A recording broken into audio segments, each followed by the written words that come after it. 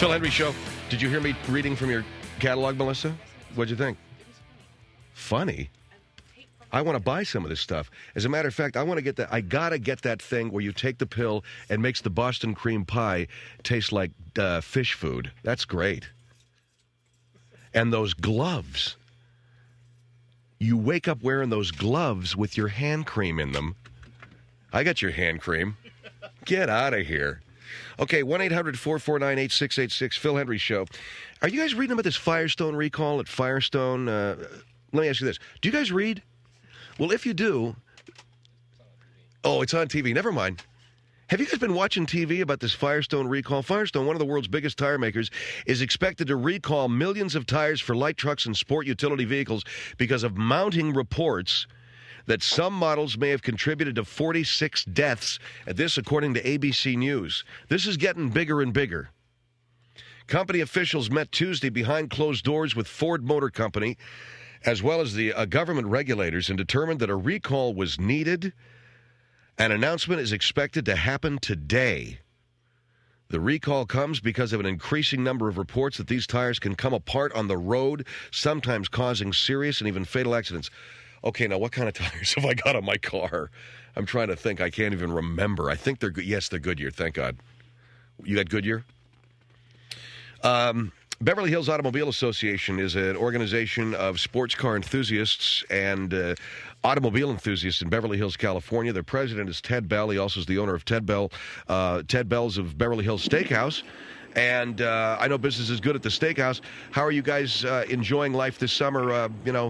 What do you guys do with the BHAA? You guys just drive around? Yeah, Phil, the Beverly Hills Automobile Association is a great organization of just residents of Beverly Hills and businessmen in Beverly Hills. We have sports cars. We enjoy doing car rallies. We enjoy just driving around beautiful Southern California in our sports cars. I just picked up a Mitsubishi Spider about 4 days ago, Phil. I'm test driving it. But it's a fun way to spend the summer, especially under the summer sun and the summer skies in Southern California. Well, now tell me a little bit about this tire recall. Yeah, Phil, I was looking at this story. Firestone, the Firestone tires in question are on SUVs and light trucks. Okay, the situation is this. Who do you see behind the wheel of most SUVs? And I would ask you that question, Phil. Who do I see? Who do you see behind the wheel of most SUVs? Women. Absolutely women, because the SUV is the soccer mom transport vehicle of the 21st century. And women are, and there's some formidable women out there, Phil, but women on average are lighter than men. They have less upper body strength than men. They are smaller than men. They have a tougher time seeing over the wheel. Now, I looked at this story, Phil, and I talked to... All right, you're saying that most of the people driving SUVs are women, and therefore that's why they're having accidents? Well, let me conclude my thought, because I looked at this story. I realized that while there may be tires blowing out, I looked deeper. Why have there been fatalities? And I think you have to look at that, Phil. Because there are women behind the wheel. I think you have to look at that, yeah. Why? Because the people at the wheel, when the tire blows, they're women. The tire blows, they have trouble holding onto the wheel. You know, it's one thing for a tire to blow. It's another thing to lose control of the automobile to the point where it causes a fatality. First of all, when a tire blows and the car becomes uncontrollable, standard operating procedure, and if you know anything about this, Phil, because auto safety, the California Highway Patrol would tell you, you need to hit the brakes and aim the car at any stationary object. Because all right, now you're talking about what would have saved these people's lives, right? Absolutely. I don't know that a lot of women are familiar with some of these safety tips that men are more familiar with, only because men drive more than women. But what we're talking about here... Okay, if I'm driving an SUV down the road, because I don't know this, and a tire blows... If the tire blows... What am I supposed to do? Well, you know what... For instance, I've driven on ice. I've driven on snow. I know that you turn into the spin. I've pulled myself out of more spins on ice than I care to remember. A blown tire... You have less control of the car, right? You seem to have. You could have less control of the car if it's shredding rubber. Most cars that spontaneously deflate or the tires spontaneously deflate, the car still stays fairly stationary until you can get it off the road. Right, but if you're losing tread on that thing and you're running on rim, you are losing control of that car. The best thing to do is to hit the brakes, aim the car at any stationary object, because... Well, you're talking about intentionally running the car into something? Yes, I am. And the reason why, you have to slow and stop. It's very important to bring that car to an immediate stop, Phil, before it gets further out of control. So when the car blows a tire, grab the wheel, hit the brakes, aim it for any stationary object. It can be a car, a building, it can be a tree, a lamppost. Naturally, you don't want to kill anybody, but you want to run that car directly into something that's stationary so that the car comes to an immediate stop. Now, I'm talking about... So I hit the brakes and I aim for... like the underpass, a freeway underpass. Just aim right for the wall. And well, I'm aiming for the wall. I'm going to kill myself. No, you're not if you're belted in, and not if you're properly. If you're doing a good glancing blow, that all I'm trying to do is save your life. But this is something women don't know, or a lot of women don't know that. Now you're having to do a lot of you're having to do a lot of control of the car. Most men are in the car more often, so therefore they have a more dominant control over the car. But since women want to be driving out there, keep them in sedans. Volvo makes Let's get back to this safety thing. When the car blows a tire, I should aim for a tree, hit the brakes, and aim for a tree. Yes. As crazy as it sounds, yes. Yeah, it sounds completely insane, because if I hit the brakes and I aim for a tree, there's a good chance I'm going to get thrown through the windshield. No, the good chance is the car comes to a stop.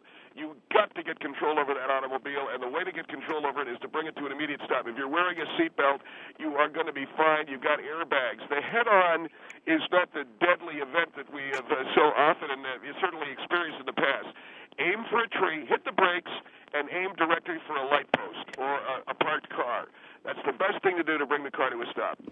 All right, we're talking with Ted Bell from the Beverly Hills Automobile Association about Firestone tires possibly recalling millions of tires because they're blowing on SUVs.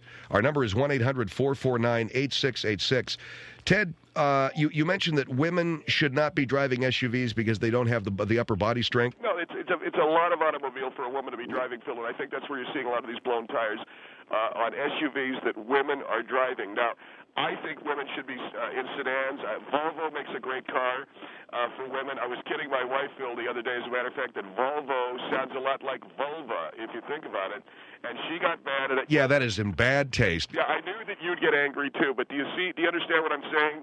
Yeah, I understand what you're saying. It's in very bad taste. Well, I knew you'd get angry. But the only SUV that I seriously would recommend for a woman is a RAV4, a Honda Passport. These are cars that are small.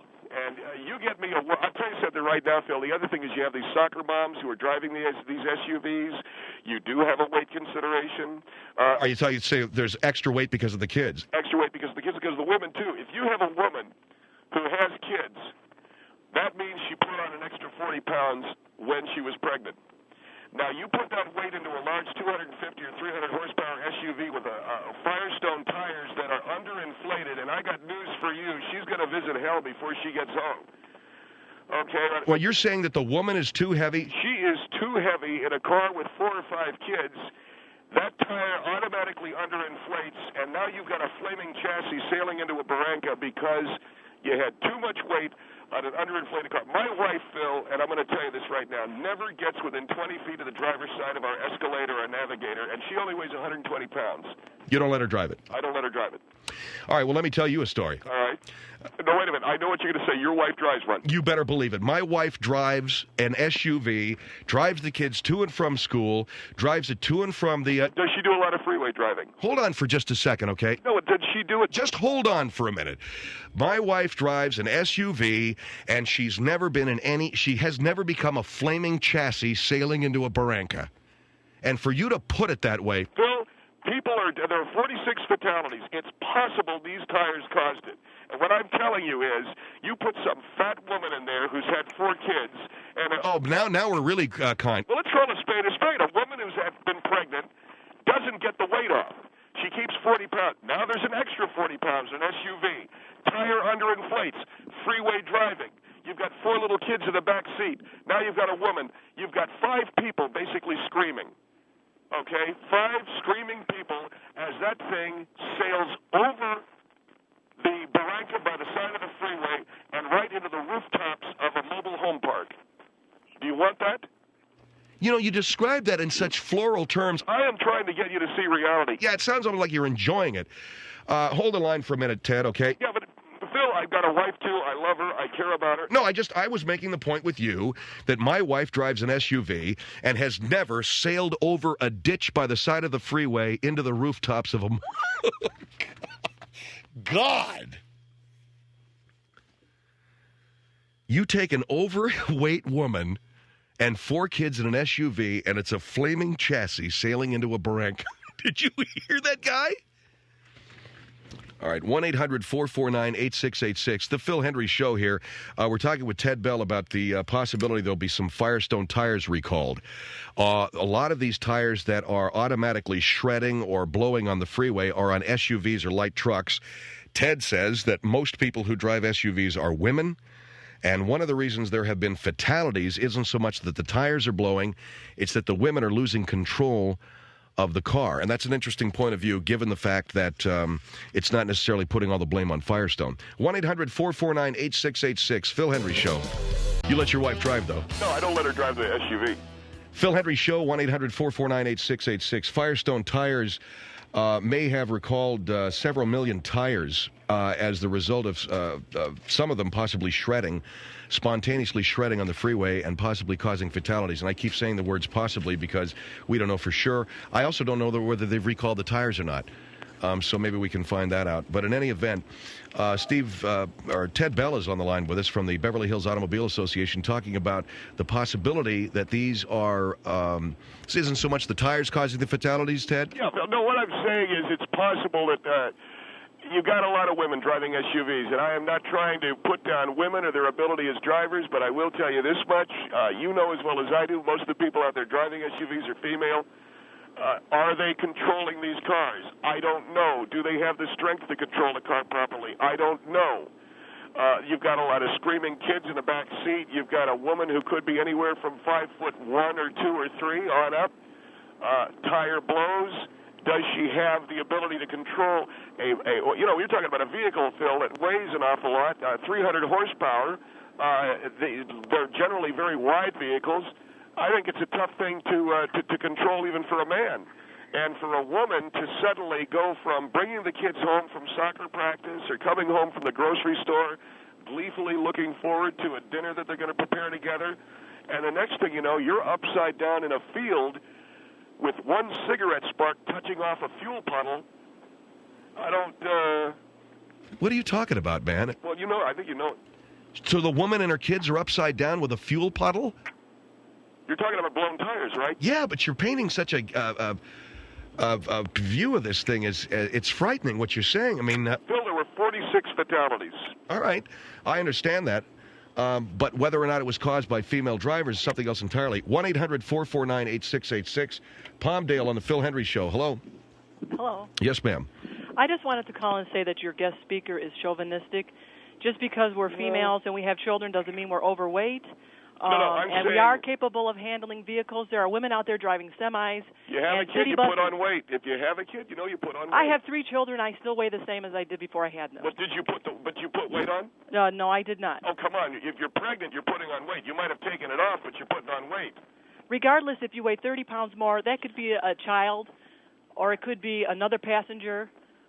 It doesn't you know what I'm talking about, don't you, Phil? All the SUVs I know women have power steering and power brakes. Yeah, and that's another problem, because with a power steering and a power brake, the car reacts far more quickly. And you jerk the power steering of an SUV the same way you jerk the manual steering of a regular truck, you're going to go a lot further. Well, let me tell all you, you got to do is blow a tire and pull that wheel a half an inch in one direction, and the next thing you know, you're kissing wall. It doesn't matter what your gender is. It's what you're capable of handling. Your Ma'am, reaction. are you telling me that most of the SUVs out there aren't driven by women? I'll say half of them could be. My half husband of them? Oh, come on. Let me tell you. Listen, my husband has a monster truck, and I can handle that thing.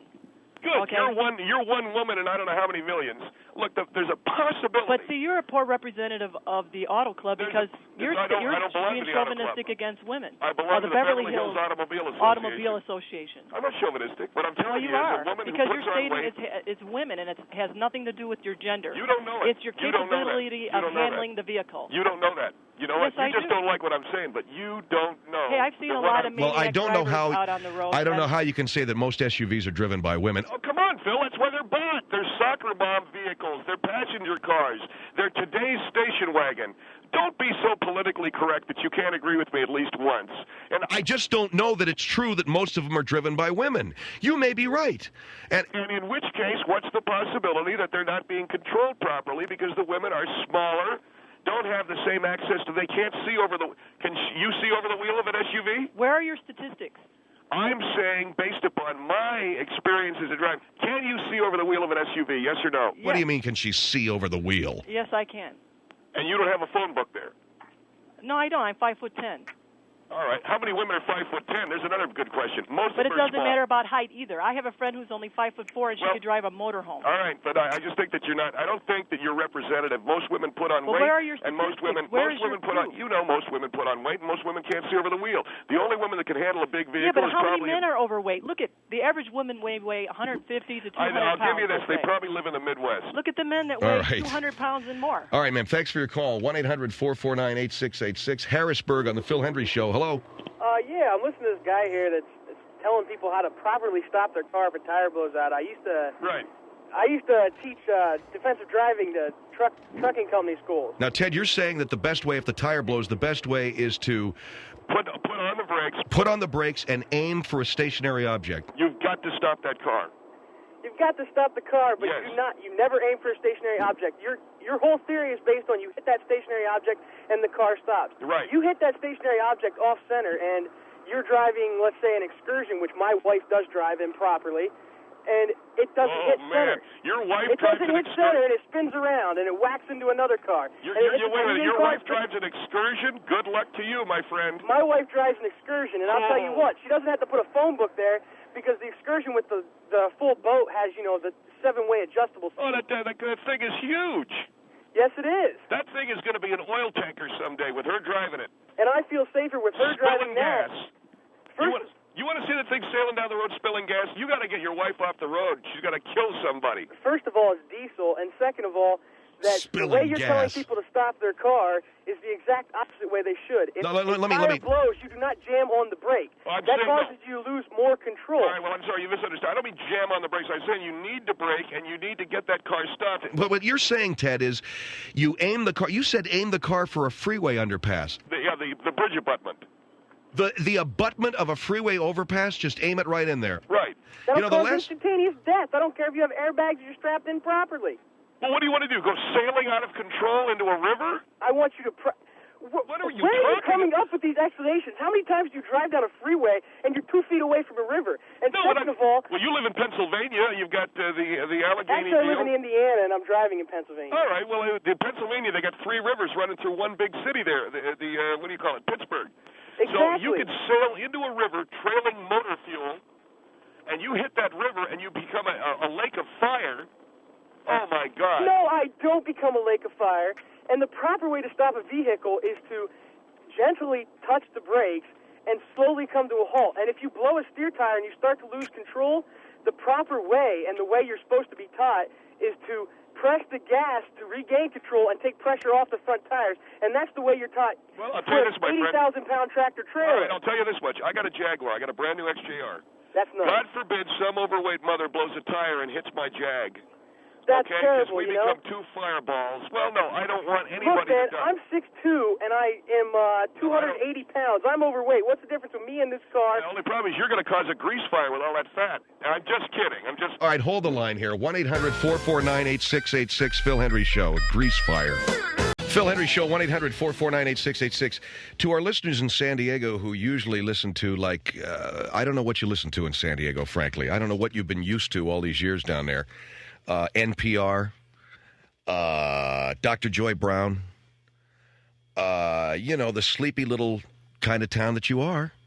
Now, you know I say that with love in my heart. I'm from Los Angeles. I went to San Diego a couple of times when my brother was in boot camp down there. We'd have to go down. I mean, we loved to go down there and visit him when he was in the Navy. But to some of the folks who are calling from San Diego this afternoon, upset and their nerves are, running a little high and, they just don't quite get what's going on.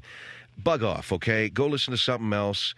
I know you've got a nice public station down there you can listen to. What is it, KPBS? You can listen to classical music. You can go lay on the beach. You can walk into a bonfire. Do whatever you want to do. Just don't bother us with your really lame, irrelevant, and uninteresting comments about our show. Now, again, that announcement is for San Diego only. The rest of you guys continue to enjoy, okay? I mean, this has been a running thing for 4 years with San Diego. I mean, what a town. What a gorgeous city, populated with so many Gomers. Just a beautiful city, sitting there in the Pacific, and nothing but a bunch of goobers and Gomers down there. Is that because it's a Navy town? Seriously, man. I think it's because they got the naval base and the Marines down there, and they got every guy chewing on a piece of straw porn in there every day. Whether it's Pendleton, whether it's the Navy base down there, every guy right out of a silo pouring in there. And then, of course, they get out of the service, and they wind up staying there. So you got Gilligan, you got the skipper, without Mr. and Mrs. Howell. I don't know what to tell you guys. They got some damn good radios down. I listen to the Martin Milner fishing show when I'm down there. You check that out. I think that's your speed. 1-800-449-8686. And I know that Mike's still going to get bugged with their phone calls. That's cool. We got Ted Bell on the line. Pardon me, Ted. I had to take that moment. Boy, you really let the...